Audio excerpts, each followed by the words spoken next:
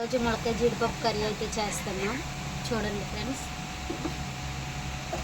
ముందుగా అయితే ఆయిల్ అయితే వేసుకోవాలి. ఆయిల్ అయితే వేసుకోవాలి. ఉల్లిపాయ పచ్చిమిరపకాయ అయితే వేసుకుందామండి. ముందుగా ఆయిల్ వేడెక్కింది.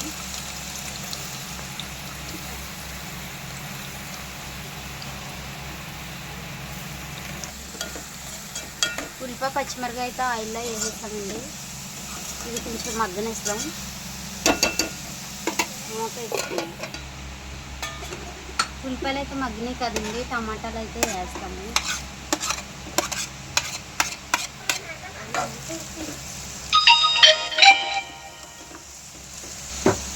కూరకు సరిపడా సాల్ట్ అనేది వేద్దామండి. ఉల్లిపాయలు అయితే తొందరగా మగ్గుతాయి.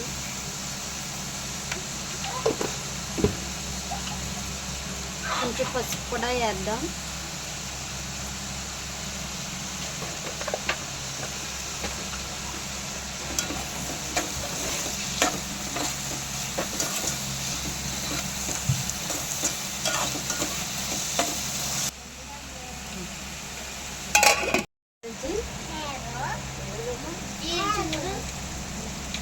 ముందుగా దంచి పెట్టుకున్న అల్లం వెల్లుల్లి పేస్ట్ అయితే ఉల్లిపాయలు వేస్తున్నానండి. ఉల్లిపాయలు అయితే మగ్గుకొని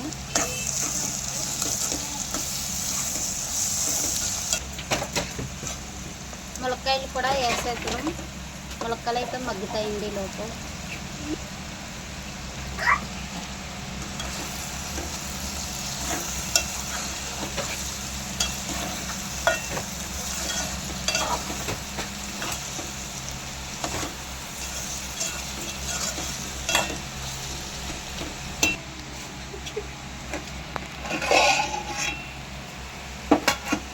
చూసారండి, కూర అయితే మగ్గిపోయింది.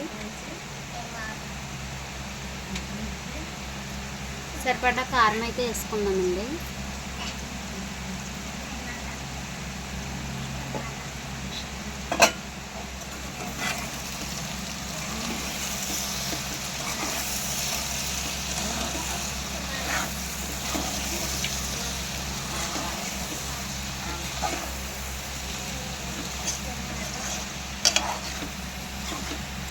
కూరకు సరిపడా వాటర్ అయితే వేసుకుందామండి.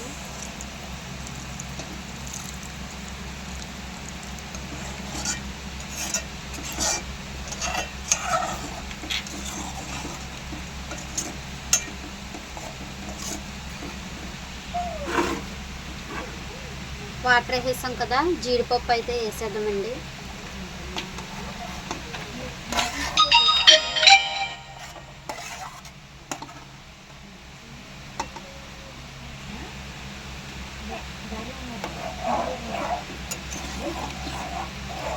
కొంచెంసేపు వాటర్ వేసి జీడిపప్పు వేసి ఇంకా అలా మగ్గనిస్తే కూర అనేది రెడీ అయిపోద్దండి.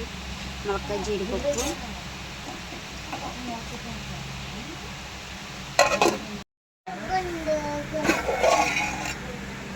కూర అయితే అయిపోయిందండి. ఫైనల్గా లాస్ట్లో కొంచెం కొత్తిమీర అయితే వేసి దించేయండి. కూర అయితే అయిపోయింది. చూసారండి, జీడిపప్పులు అవి ఎంత బాగా ఉడికినాయో. కూర అయితే రెడీ అయిపోయిందండి. లాస్ట్కి మొలక జీడిపప్పు చూసారా, జీడిపప్పు అయితే ఎలా ఉడికిందో. వీడియో నచ్చితే లైక్ చేయండి, సబ్స్క్రైబ్ చేసుకోవడం మర్చిపోకండి. మరొక వీడియోతో మేము ముందుంటాం.